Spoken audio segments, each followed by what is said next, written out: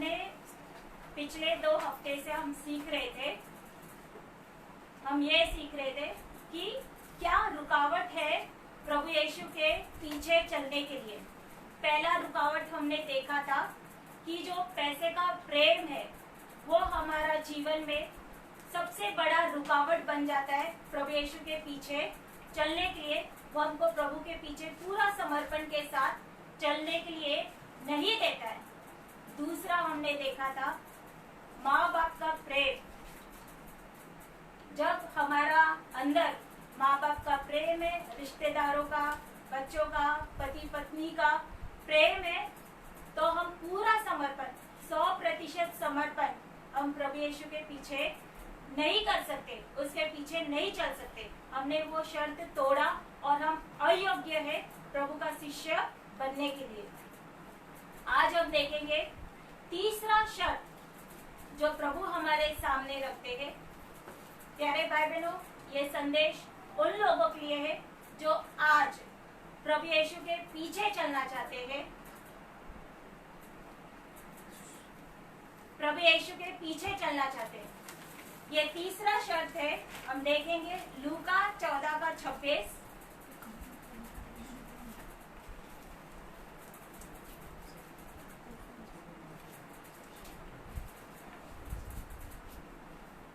यहाँ पर लिखा है बी पाठ पढ़ेंगे 26 से। यदि कोई मेरे पास आए और अपने पिता, माता, पत्नी, बच्चों, भाइयों, बहनों, वरन अपने प्राण को भी अप्रिय न जाने, तो वह मेरा चेला नहीं हो सकता है। मतलब जो अपने प्राण का नफरत ना करे वो भी मेरा चेला नहीं हो सकता है। प्यारे भाई बहनों, ये तीसरा शर्त है कि हमको हमारे प्राण का, हमारा जान का नफरत करना है। हमने हमारा जान खतरे में डालने के लिए तैयार होना है। ये तीसरा शर्त से परमेश्वर हमको क्या समझाना चाहते हैं? परमेश्वर हमको ये समझाना चाहते हैं कि जो प्रभु यीशु के पीछे चलना चाहते हैं वो लोग परमेश्वर के राज्य के योद्धा है। जय मसीह की।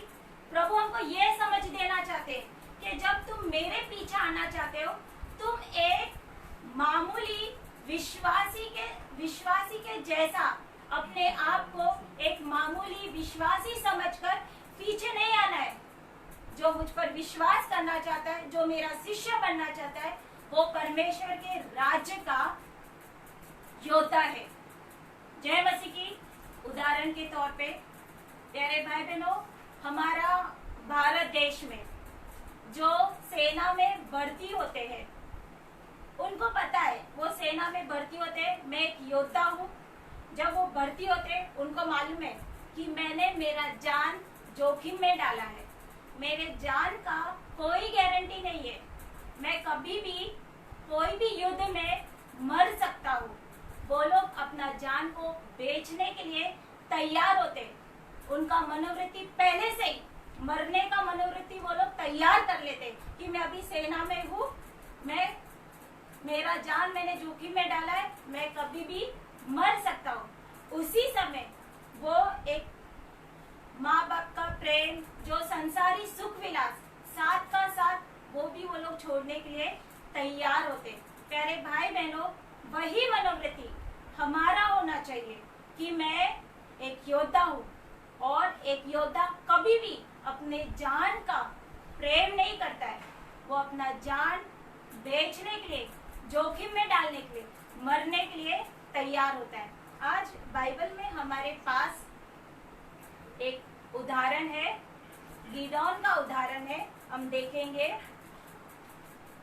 ये उदाहरण से हम ये सीखने वाले कि एक योद्धा, परमेश्वर किसको एक योग्य योद्धा समझता है, एक योद्धा ने कैसे जीना है, वो आज हम सीखने वाले हैं। गिदोन का निकालेंगे पुस्तक न्यायियों का, ये पुराना करार में है, न्यायियों 6:11।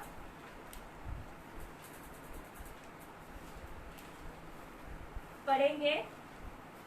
फिर यहोवा का दूत आकर उस बांज वृक्ष के तले बैठ गया जो ओप्रा में अबीएजरी योआश का था, और उसका पुत्र गिदोन एक दाखरस के कुंड में गेहूं इसलिए झाड़ रहा था कि उसे मिदानियों से छिपा रखे।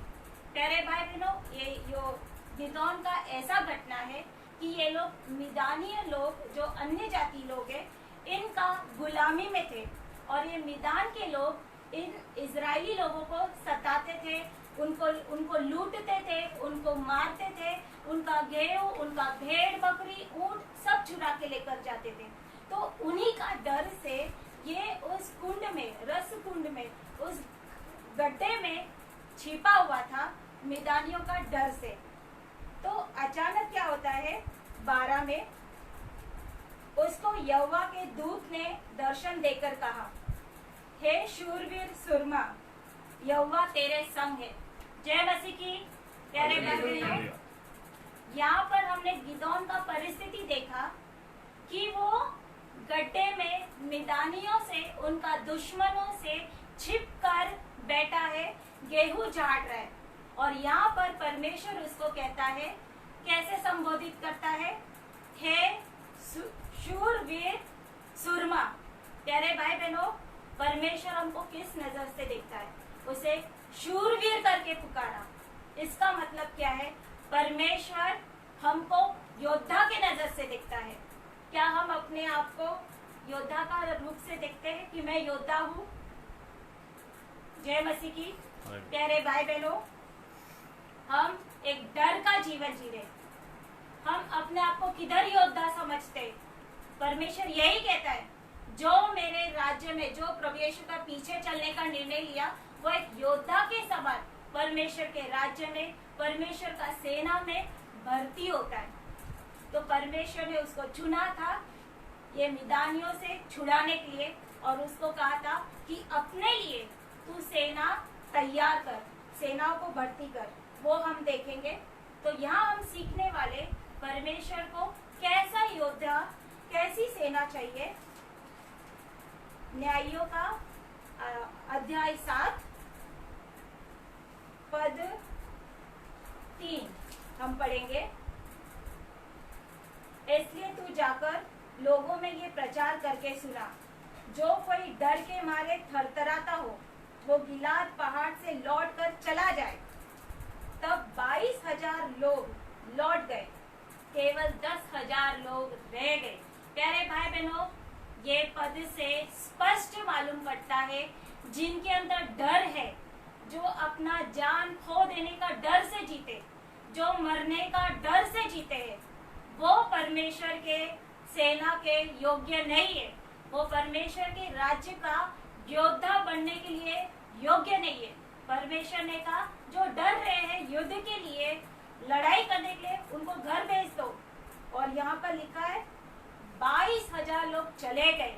प्यारे भाई बहनों, यदि आज हमारे अंदर ये डर का आत्मा काम कर रहा है, हम डर रहे हैं, परमेश्वर हमको यही बोलता है, तू योग्य नहीं है प्रभु यीशु के पीछे चलने के, परमेश्वर के राज्य में योद्धा बनने के लिए योग्य नहीं, चला जा, वापस चला जा। यहाँ पे 22,000 लोग वापस चले गए, और रह गए कितने? 10,000 लोग। प्यारे भाई बहनों, पहला परीक्षा में अगर हमारे अंदर डर है, हम फेल हो गए। अगर हमको हमारा जान का परवाह है, हम फेल हो गए। हमको हमारा प्राण, हमारा जान प्यारी है, हम फेल हो गए। प्रभु ने पहले ही कह दिया, तू योग्य नहीं है, वापस चला जा। दूसरा परीक्षा, जब 10,000 लोग यहाँ रह गए, तब परमेश्वर ने उनका जीवन में उनको परखने के लिए कि ये मेरे राज्य के सही योद्धा है क्या, ये सही सैनिक है क्या, ये परखने के लिए एक और परीक्षा भेजा। प्यारे भाई बहनों, अगर युद्ध का परीक्षा बोलते हैं तो कैसा परीक्षा होता है? अगर इन दिनों में भी सैनिक में भर्ती करते हैं, परीक्षा होते हैं, तो क्या करते हैं? कितना निशाना लगा सकते हैं, कैसा फाइटिंग कर सकते हैं, उनको कराटे आता है क्या, उनको फाइटिंग आता है क्या, इस तरह से परीक्षा होता है। तलवार चलाने आती है क्या? पर यहाँ का अगर हम परीक्षा देखें तो अजीब ही है। हम पढ़ेंगे वो परीक्षा 5। तब वह उनको सोते के पास नीचे ले गया। वहाँ यहोवा ने गिदोन से कहा, जितने कुत्ते के समान जीभ से पानी चपड़ चपड़ करके पिए उनको अलग रख, और वैसा ही उन्हें भी जो घुटने टेक कर पिए। जिन्होंने मुंह में हाथ लगा चपड़ चपड़ करके पानी पिया, उनकी तो गिनती 300 ठहरी, और बाकी सब लोगों ने घुटने टेक कर पानी पिया। प्यारे भाई बहनों, यहाँ पर भी परमेश्वर ने कैसा परीक्षा भेजा, छोटा सा, कि उनको तू तराई में लेकर जा, ये लोग कैसा पानी पीते हैं वो परखो। प्यारे भाई बहनों, यहाँ पर एक छोटा ही परीक्षा हुआ, किस तरह से पानी पीते। प्यारे भाई बहनों, हमारा और ये सैनिकों को कौन सा युद्ध के लिए, बड़ा युद्ध के लिए, जो उनका मैदानिया जो दुश्मन है वो बड़ा युद्ध के लिए एक छोटा सा परीक्षा हुआ। प्यारे भाई बहनों, हमारा जीवन में हम सही योद्धा है या नहीं है, या हमारा रोज का जिंदगी में जो रोजमर्रा का जो परिस्थिति परमेश्वर हमारा जीवन में लाता है, वो रोज का परिस्थिति से हमारा परीक्षा होता है। उदाहरण के तौर पे अभी हमारा परिस्थिति कैसा चल रहा है, लोग डर से जी रहे, सारा देश, पूरा भारत देश डर से जी रहा है, कोरोना वायरस का डर से जी रहा है। उनके अंदर कितना डर है, क्या वैसा ही डर हमारे अंदर भी है? हमने पिछले हफ्ते सीखा था, माँ बाप का प्रेम दूसरा करना है, पहला प्रेम प्रभु यीशु को करना है। पर क्या आज हम ये रिश्तेदारों का डर से जी रहे, समाज का डर से जी रहे? दिन रात हम यही परीक्षा हमारा जीवन में प्रभु लेकर आता है। कोरोना वायरस लेकर आया, देखते हैं इनका विश्वास कितना है, क्या ये अपना जान जोखिम में डालने के लिए तैयार है परमेश्वर के लिए? क्या ये लोग कोरोना वायरस से डर गए हैं, रिश्तेदारों से डर गए हैं, समाज से डर गए हैं? प्यारे भाई बहनों, क्यों हमारा जीवन में प्रभु ऐसा परीक्षा लेकर आता है? ये हमारे लिए एक रिहर्सल है, एक कसरत है हमारा बड़ा युद्ध के लिए। हम सीख रहे इन दिनों में कि हम अंतिम दिन में जी रहे हैं, प्रभु का अंतिम दिन आने वाला है, बड़ा क्लेश होगा, सताव होगा, मसीह विरोधी खड़े हो जाएंगे। हम बोलते हैं हाँ, हम वो मसीह विरोधी के सामने वो क्लेश में हम खड़े हो जाएंगे। प्यारे भाई बहनों, अगर आज हम ये छोटा मोटा परिस्थिति में हम अपने माँ बाप के, रिश्तेदारों के सामने, समाज के सामने ये कोरोना वायरस का जो डर चल रहा है, ऐसा परिस्थिति में आज हम खड़े रहने के लिए तैयार नहीं है, तो वो बड़ा क्लेश में क्या खड़े रहेंगे? आज अगर हम, प्रभु हमको छोटा उड़ी मारने के लिए लगाता है, अगर हम ये छोटा उड़ी नहीं मार सकते तो वो बड़ा उड़ी कैसे मारेंगे?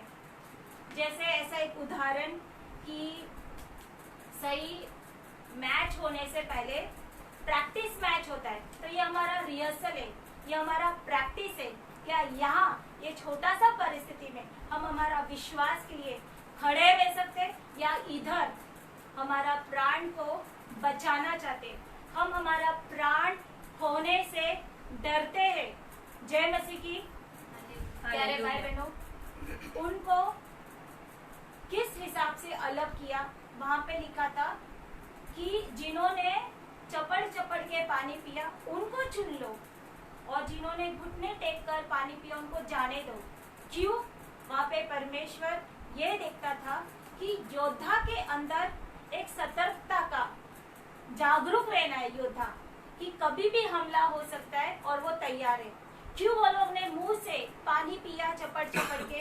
क्योंकि उनके हाथ में हथियार थे, वो लोग ने हथियार नीचे टेका नहीं था, वो लोग तैयार थे युद्ध के लिए, और वो लोग ने मुंह से पानी पिया, वो लोग सतर्क थे। जिन्होंने ऐसा पानी पिया, उनके हाथ से वो लोग ने हथियार नीचे रख दिया था, वो लोग तैयार नहीं थे। थोड़े समय के लिए वो लोग भूल गए थे हम योद्धा है, हम लड़ाई के लिए तैयार होना है। प्यारे भाई बहनों, हम कितना जागरूक हैं कि हम अंतिम दिनों में जी रहे हैं। हम अंतिम दिनों में जी रहे हैं, जो क्लेश है, जो सताव है, प्रभु का दिन आने वाला है, हम कितने सतर्क हैं। इसलिए तो प्रभु का वचन हमको कहता है सावधान रहो। हम एक वचन पढ़ेंगे, प्रभु का वचन हमको क्या कहता है, इब्रानी 10:25।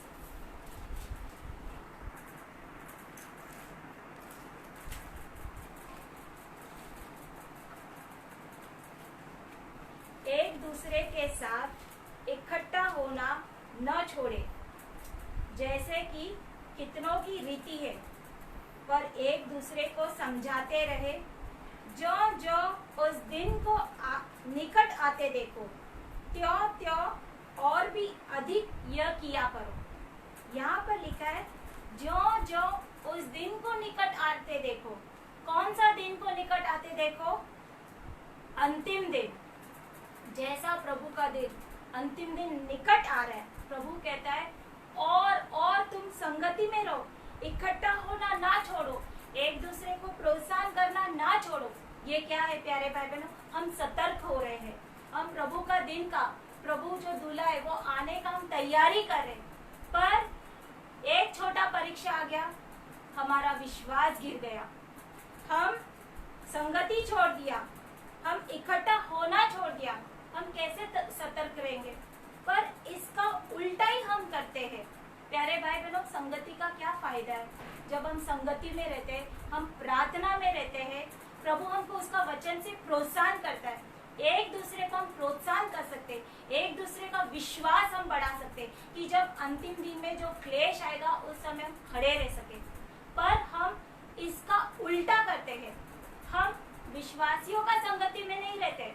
हम क्या करते हैं, हम देखेंगे भजन संहिता 1 अध्याय पद 1।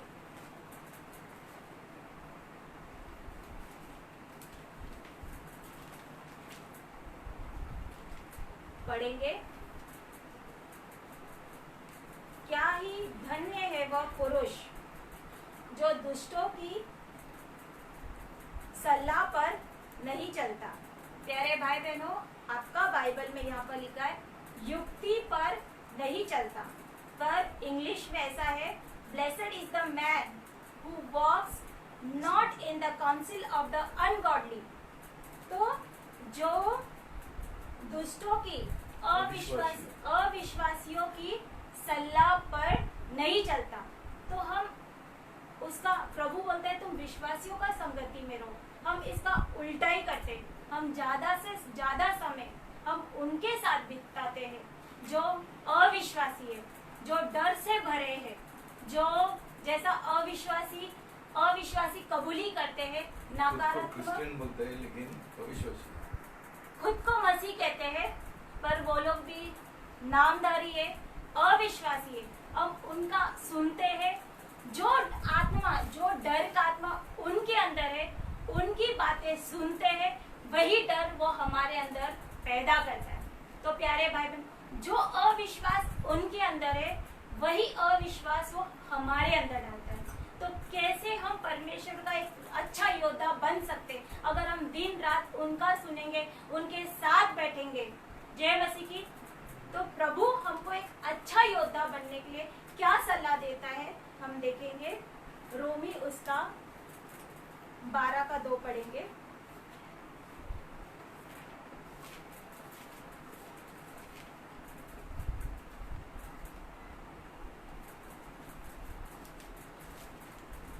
पढ़ेंगे, इस संसार के सदृश ना बनो, परंतु तुम्हारे मन के नए हो जाने से तुम्हारा चाल चलन भी बदलता जाए, जिससे तुम परमेश्वर की भली और भावती और सिद्ध इच्छा अनुभव से मालूम करते रहो।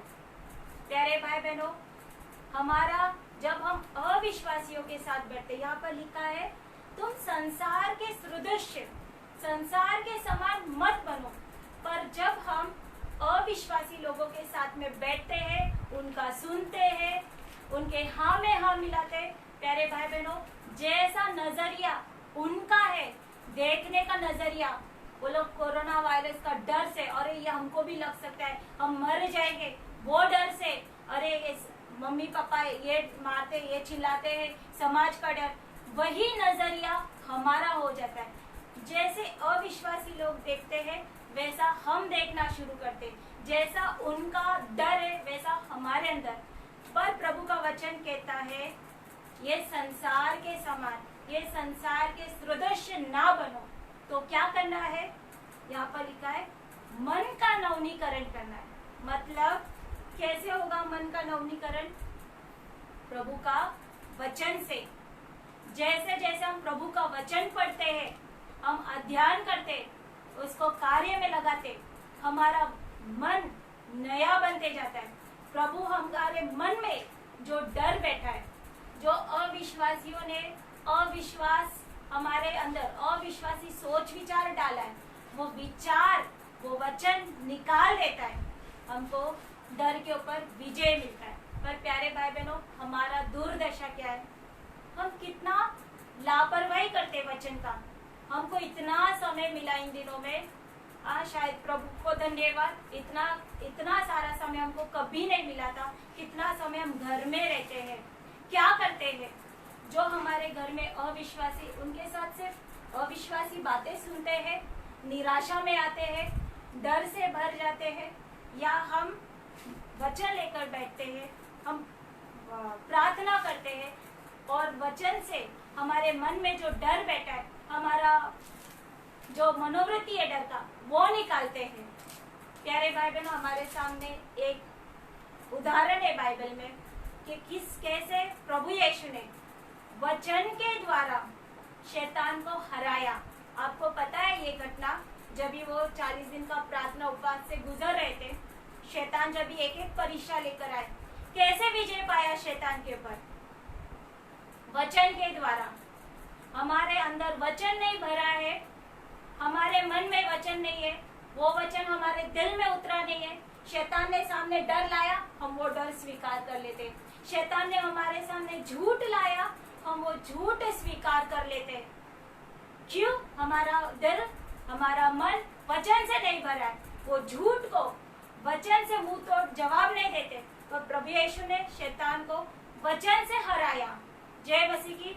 इसलिए हम योद्धा नहीं बन पाते, पर शैतान ने जो डर का माहौल पैदा किया है, जो हमारा मौत का डर का माहौल पैदा किया है, उसके सामने हम घुटने टेक देते, हम हार जाते और सारा विश्वास, इतने हम बोलते हम इतने सालों के विश्वासी है, एक दिन में वो विश्वास ऐसे करके गिर जाता है। जय मसीह की।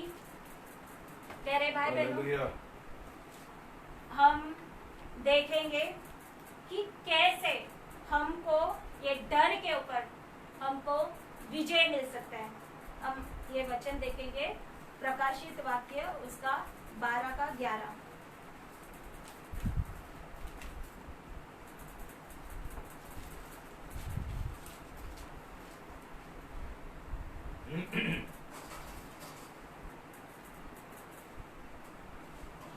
पढ़ेंगे। वे मेमने के लहू के कारण और अपने गवाही के वचन के कारण उस पर जयवंत हुए और उन्होंने अपने प्राणों को प्रिय न जाना, यहाँ तक कि मृत्यु भी सह ली। प्यारे भाई बहनों, इस वचन में 3 बातें हैं। पहला है कैसे वो विजय पाए, वे मेमने के लहू के कारण। पहला चीज है प्रभु यीशु का लहू, जिसके द्वारा हम विजय पा सकते हैं। प्यारे भाई बहनों, लोग ऐसा बोलते हैं, हाँ हम बोलेंगे प्रभु मुझे लहू से ढक लो, प्रभु आपका सुरक्षा होने दो, मुझे कुछ। प्यारे भाई बहनों, हम कब प्रभु यीशु के लहू का दावा कर सकते हैं? प्रभु ने किसके लिए वो लहू बहाया है? जिन्होंने सच में, जिनका सही नया जन्म हुआ, जो 100% समर्पण, प्रभु यीशु को अपने जीवन का मालिक बनाते हुए, सब कुछ त्यागते हुए प्रभु के पीछे चलने के लिए तैयार है, उसी को प्रभु अपना लहू देता है। उदाहरण के तौर पे आपको मालूम है, पति का हमेशा एक आदमी का जायदाद जो भी उसने कमाया है, उसका जो भी फायदा है, उसका प्रॉपर्टी है, वो सब किसको मिलता है? सिर्फ उसका पत्नी को जो उसका नीच है, वैसे ही हर किसी को प्रभु का लहू मिलेगा क्या? सबसे पहला ये है कि हमारा नया जन्म होना है, तो ही हम प्रभु यीशु के लहू का दावा कर सकते हैं। प्यारे भाई बहनों, प्रभु का लहू में इतना सामर्थ्य है सच में कि जब हम उसका लहू से ढक लेते, कौन सा शैतान हमको छू सकता है? उसका जो बाड़ा हमारे चारों रहता है, कौन सा कोरोना वायरस हमको छू सकता है? एक उदाहरण है बाइबल में कि आयुब का उदाहरण है। शैतान ने, आपको ये घटना बहुत जन को मालूम होगा, शैतान ने उसका जीवन में हमला किया था। उसके बीवी, उसके बच्चे मर गए, उसका जो भेड़ बकरी ये सब ये लूट में चला गया, उसका सब धंधा चौपट हो गया। पर प्यारे भाई बहनों, शैतान उसको कैसे छू सका? परमेश्वर से उसको अनुमति लेना पड़ा। परमेश्वर, आपका जो बाड़ा है, सुरक्षा का बाड़ा है, वो हटाओ। वो हटाने पर ही शैतान उसके जीवन को छू सका, पर उसको मार नहीं सका। प्यारे भाई बहनों, ये हमारे सामने साक्षात उदाहरण है कि जब तक परमेश्वर का बाड़ा था, शैतान ने उसको छू नहीं सका, उसका बाल भी बांका नहीं कर सका। तो आज प्यारे भाई बहनों, आज जब हमारे चारों ओर प्रभु यीशु के लहू का बाड़ा रहता है, प्यारे भाई बहनों, दुष्ट आत्माएं लहू से भागती है। प्यारे भाई बहनों, आपने देखा कैसे प्रभु यीशु ने अंधों को ये दिया, आंखें दिया, मुर्दों को जिंदा किया। वो सामर्थी लहू क्रूस पर हमारे लिए बहाया गया, ताकि हम उस पर जब विश्वास करते, उसका लहू का बाड़ा हमको मिलता है। उसका लहू का बाड़े में कौन हमको छू सकता है? प्यारे भाई बहनों, प्रभु को धन्यवाद खास करके इस कोरोना वायरस के लिए। क्यों? आज कम से कम ये कोरोना वायरस तो बहुत सारे लोगों को यीशु के पास लेकर आएगा। आज क्यों लोग मसीह बने हैं? क्यों प्रभु पर विश्वास करते? बस उनको क्या चाहिए? आशीष चाहिए। उनको क्या चाहिए? संसार का उन्नति चाहिए। उनको आगे बढ़ना है संसार में, शादी चाहिए, पैसा चाहिए, कि और जब मुझे प्रभु इसलिए चाहिए मुझे और आशीष मिले। पर प्यारे भाई बहनों, शायद इसलिए परमेश्वर ने एक दंड के लिए, हमारी आंखें खोलने के लिए, हमारा नाश करने के लिए नहीं, पर हमको पश्चाताप करने के लिए, हमको क्षमा मांगने के लिए, कि हम फिर कर ये संसार से हमारा मन फेर कर हम प्रभु यीशु की ओर आए, हम क्षमा मांगे, हम पश्चाताप करें और प्रभु यीशु को हमारा जीवन में हमारा मालिक बनाए। तो प्यारे भाई बहनों, आपकी आंखें खोलिए। जो आप डर से जी रहे कोरोना वायरस का, ये आपको मारने के लिए शायद नहीं है, इसलिए है कि आपका उद्धार हो। आप प्रभु यीशु पर विश्वास करें, ताकि प्रभु ने जो क्रूस पर लहू बहाया वो व्यर्थ ना हो, पर आपको उसका बाड़ा मिले, आपको उसका सुरक्षा मिले। जय मसीह की। दूसरा है, पहला हमने देखा मेमने का लहू, दूसरी बात है अपनी गवाही के वचन के कारण वो जयवंत हुए। प्यारे भाई बहनों, दूसरा विजय पाने का हथियार है कि उनके जीवन में वचन था और उनके पास गवाही था। कब हमारा जीवन में गवाही रहता है? कब हम गवाह बनते? जब हम वचन को पढ़ाई करते हैं, अध्ययन करते, वचन के अनुसार जीते, कार्य में लगाते, तब हमारा जीवन में गवाही रहता है। ये वचन का गवाही के द्वारा हम शैतान को हरा सकते। पर प्यारे भाई बहनों, हम लापरवाही का जीवन जिए, आज ये भी पश्चाताप हम करेंगे। मैंने जैसा बोला, हमारा मन सारा संसार की ओर है, संसार के बातों में है, उन्नति में है, नौकरी में है और पैसा कमाने में है। किधर हम वचन लेके बैठते हैं? कहाँ हम वचन के अनुसार चलने का हम कार्य में लगाते हैं? प्यारे भाई बहनों, इसलिए आज हम ये कोरोना वायरस के सामने डर जाते हैं, हम हार जाते हैं, हमारा प्राण बचाते हैं। पर जब हम ये वचन, हमारा वचन का गवाही रहेगा, प्यारे भाई बहनों, हम एक सही योद्धा बनेंगे। हम हर एक डर के ऊपर क्या कर सकते हैं? विजय पा सकते हैं। तीसरा बात है इसके अंदर, उन्होंने अपने प्राण को भी प्रिय ना जाना। ये मैंने शुरुआत में भी बताया था प्यारे भाई बहनों कि जब एक योद्धा सेना में भर्ती होता है वो उसी समय अपना प्राण का, अपने जान का प्रेम त्याग देता है। उसको मालूम है एक ना एक दिन मैं युद्ध में मर जाएगा। प्यारे भाई बहनों, जिनका सही नया जन्म हुआ ना प्यारे भाई बहनों, ये तीसरा बात उनका जीवन में रहेगा ही रहेगा। उनके अंदर ये मौत का डर नहीं रहेगा। वो लोग अपने प्राण को भी प्रिय नहीं जानेंगे प्रभु के लिए। बहुत सारा गवाहियां है, यूट्यूब में बहुत सारा गवाहियां है कि जिन्होंने अपना विश्वास के खातिर, प्रभु यीशु पर विश्वास के खातिर रक्त साक्षी हो गए, मरने के लिए तैयार हो गए। वो लोग ने अपने प्राण को भी प्रिय ना जाना। जय मसीह की। प्यारे भाई बहनों, आपको एक लास्ट प्रोत्साहन में करती हूँ। यहाँ पे हमको क्यों हम लोग मौत का डर के साथ जी रहे। सच में जब हमारा नया जन्म हुआ ना, हमारे अंदर ये मौत का डर नहीं रहना चाहिए। तो भी एक उदाहरण मैं देती हूँ प्रभु यीशु का। यूहन्ना 7:30 हम देखेंगे। ये ऐसा है प्यारे भाई बहनों, ये सच है। हमको लगता है अरे ये लोग हाथ धोते, इतना सुरक्षा करने का, इधर है, हम नजर से चलते, ऐसा है वैसा है। प्यारे भाई बहनों, आप बोलो जब तक हमारा मरने का टाइम नहीं आया हम मरेंगे क्या उससे पहले? नहीं। एक हम उदाहरण प्रभु यीशु का देखेंगे। यूहन्ना 7:30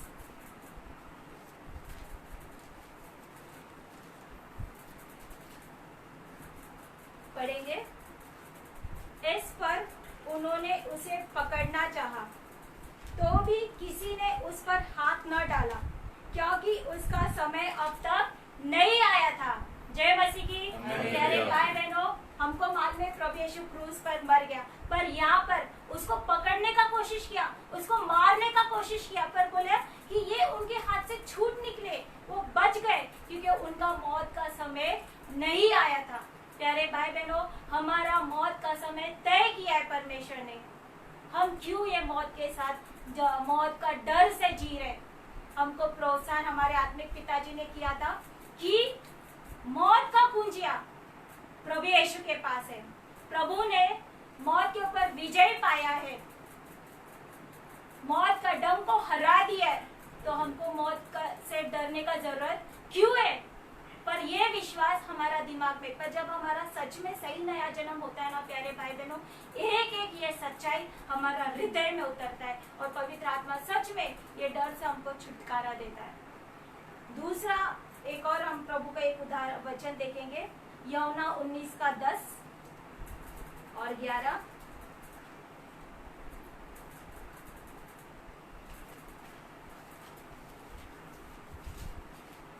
पढ़ेंगे। इस पर यहाँ पर प्रभु यीशु को पकड़ लिया है और वो पिलातुस के हाथ में। तो पिलातुस का और प्रभु का क्या बात होता है? इस पर पिलातुस ने उससे कहा, मुझसे क्यों बोलता है? क्यों नहीं बोलता है? क्या तू नहीं जानता कि तुझे छोड़ देने का अधिकार मुझे है और तुझे क्रूस पर चढ़ाने का भी अधिकार मुझे है। प्यारे भाई बहनों, पिलातुस सोच रहा है मैं तुझे मार सकता हूँ या तुझे बचा सकता हूँ। हम भी ऐसा ही सोचते हैं। हम जो बड़े बड़े अधिकारी या जो है, हमको लगता है ये लोग हमको मार डालेंगे, ये हमको ये कर देंगे। प्यारे भाई बहनों, हमको मार देने का, हमको छोड़ देने का, हमको बचाने का अधिकार सिर्फ परमेश्वर के पास है। क्यों? यहाँ पर यीशु का उत्तर देखो। यीशु ने उत्तर दिया, यदि तुझे ऊपर से नहीं दिया जाता तो तेरा मुझ पर कुछ अधिकार नहीं होता। प्यारे भाई बहनों, परमेश्वर ने पिलातुस को ये अधिकार जब दिया, अनुमति दिया कि यीशु को पकड़ो, तो ही वो उसको क्रूस पर चढ़ा सका। जब तक ऊपर से अनुमति नहीं आया तब तक कोई यीशु को छू नहीं सका। प्यारे भाई बहनों, हर एक परिस्थिति परमेश्वर के हाथ में। कोरोना वायरस, आपको क्या लगता है कि जब भी परमेश्वर का ध्यान भटक गया था, कोई बात में, कोई काम में व्यस्त हो गए थे, तभी अचानक से कोरोना वायरस आ गया ये दुनिया में? नहीं। प्यारे भाई बहनों, ये पूरा परमेश्वर का योजना है, परमेश्वर का हाथ में है, परमेश्वर का नियंत्रण में है। जब तक अधिकार हमको मारने मरने का अधिकार ऊपर से नहीं आएगा। हम नहीं मरेंगे। जय मसीह की। हम हालेलुया। सुरक्षित है प्यारे भाई बहनों, हम सुरक्षित है। पर एक चीज जरूर है, हमने ये जरूर ये कोरोना वायरस इसलिए कि हम हमारा पाप का पश्चाताप करें, हमारा जीवन का, और प्रभु यीशु की ओर मुड़े। और जब हम मुड़ते, हम 51 बजे से 51 हम पढ़ते हैं किसके लिए? जिनका सही नया जन्म हुआ और जो जिनके चारों ओर प्रभु यीशु के लहू का बाड़ा है, उनके लिए है। जय मसीह की। तो हमको मौत से डरने का क्यों जरूरत है प्यारे भाई बहनों? प्रभु हमको ये डर का आत्मा से ये संदेश छुटकारा दे, यही मेरा प्रार्थना है। प्रभु आपको आशीष दे।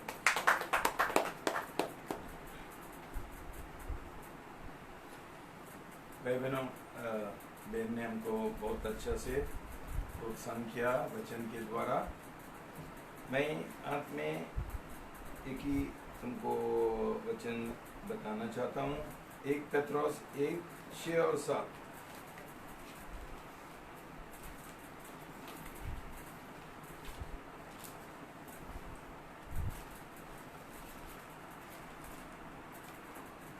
कौन पढ़ेगा जोर से? 1:7, 1:6 और 7।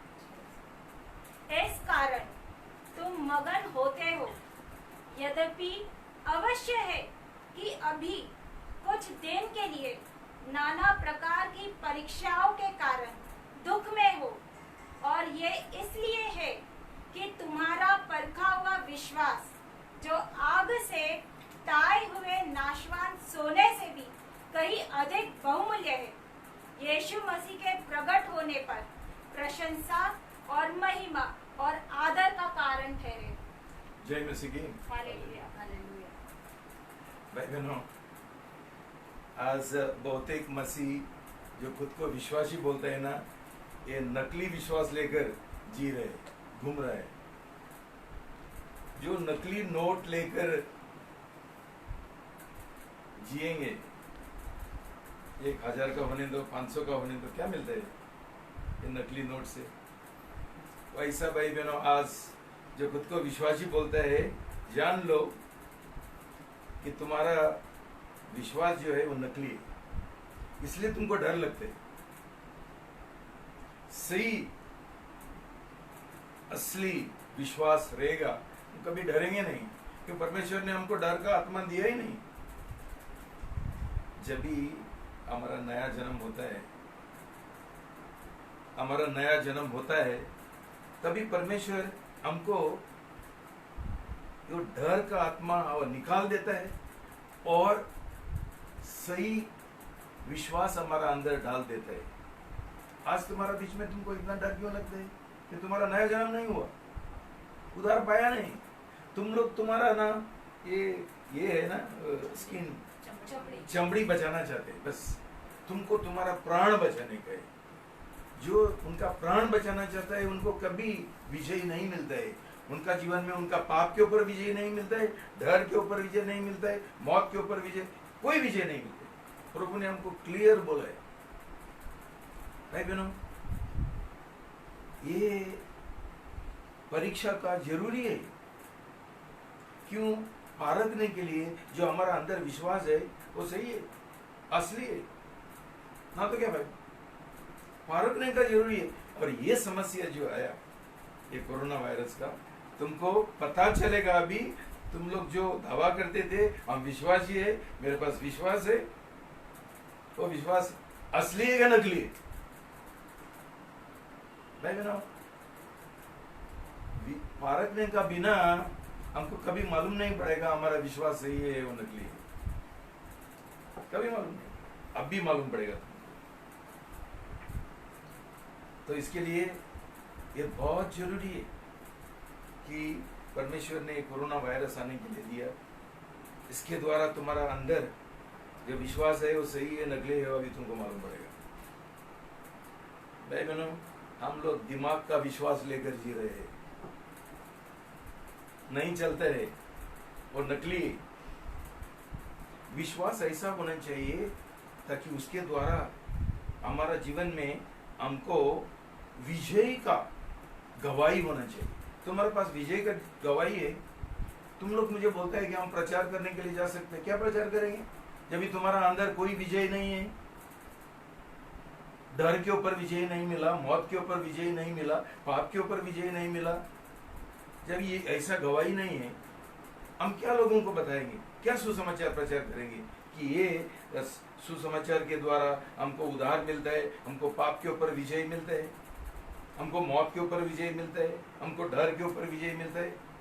ये प्रचार कर सकते हैं तुम लोग जिनके अंदर अभी तक डर है, जो उनका प्राण का ज्यादा ख्याल करते हैं, मरने के लिए तैयार नहीं है प्रभु के लिए? भाई बहनों, हम प्रभु को धन्यवाद देंगे। आज का गाना तुमने सुना है कि जब भी हम प्रभु के ऊपर विश्वास करेंगे, हम ये कोरोना वायरस का नाम भी भूल जाएंगे। बार बार कोरोना वायरस, कोरोना वायरस, क्या है कोरोना वायरस? चंगाई देने वाला प्रभु यीशु मसीह, हमको हर एक चीज से बचाने वाला प्रभु यीशु मसीह है। कितना ही लोगों को कोरोना वायरस होने दो, हमको नहीं होगा। क्यों? तुम्हारा नया जन्म हुआ ही तो। जिनका नया जन्म नहीं हुआ, ये लोगों का उद्धार नहीं हुआ, ये लोगों ने जरूर डरना है कि ये लोग मर जाएंगे। तो भाई बहनों, क्या कर रहे तुम लोग? क्या कर रहे? ये तो छोटी सी बात है, इससे बड़ा आने वाला है, आने वाले दिनों में। तुम क्या बोलते हैं? कोरोना वायरस से तुम डरेंगे तो जब भी बड़ा क्लेश आएगा तभी तुम विजय पाएंगे। अभी नहीं पा सकते हैं तो बाद में पाएंगे। भाई बहनों, ये जांच लो, तुम काय के लिए जी रहे? तुम्हारा प्राण बचाने के लिए जी रहे, संसार का उन्नति के लिए जी रहे, शादी करने के लिए जी रहे, बच्चा पैदा करने, यही है तुम्हारा उद्देश्य? तो तुम प्रभु का शिष्य नहीं है। प्रभु का शिष्य योद्धा है, जो उनका सच्चाई के लिए और प्रभु यीशु मसीह के लिए लड़ने के लिए तैयार है, जो सिर्फ मुंह से सुसमाचार नहीं प्रचार करते हैं, उनका गवाही के द्वारा सुसमाचार प्रचार करते हैं। मैं प्रार्थना करता हूँ कि प्रभु हमको छुटकारा देगा, कि बहुत लोगों का जो नकली मसीह है, ये लोग सही विश्वासी बन जाएंगे, सही उनका उद्धार हो जाएगा। और ये जो लोगों को कोरोना वायरस से डर है, प्रभु के पास आ जाओ, प्रभु को स्वीकार करो। कोरोना वायरस तो कुछ लगेगा नहीं, कुछ होगा नहीं तुम्हारे पास, लेकिन तुम लोग ऐसा ही बैठेंगे और प्रभु की ओर तुम्हारा समर्पण करने के लिए तैयार नहीं है, पाप छोड़ने के लिए तैयार नहीं, तो कुछ फायदा नहीं। मेरे पास एक ये था, किसी ने तो भेजा, क्या बोलते हैं उसको, किसके पास है?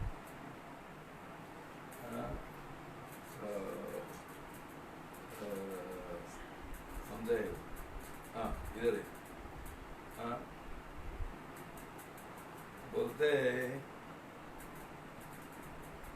कोरोना वायरस से सभी डरे हुए हैं, लोग जिंदा परमेश्वर से कहीं कोई नहीं डरते है। जब सब के सब पापों और गुनाहों में पड़े हुए हैं, परमेश्वर से डरिए ना। कोरोना का वायरस के लिए क्यों डर रहे हैं? और अपने पापों और गुनाहों छोड़कर जिंदा परमेश्वर की और अपना मन फिराओ। सब कुछ सुना गया, अंत की बात यह है कि परमेश्वर का भय मान और उसकी आज्ञाओं का पालन कर, क्योंकि मनुष्य का संपूर्ण कर्तव्य यही है।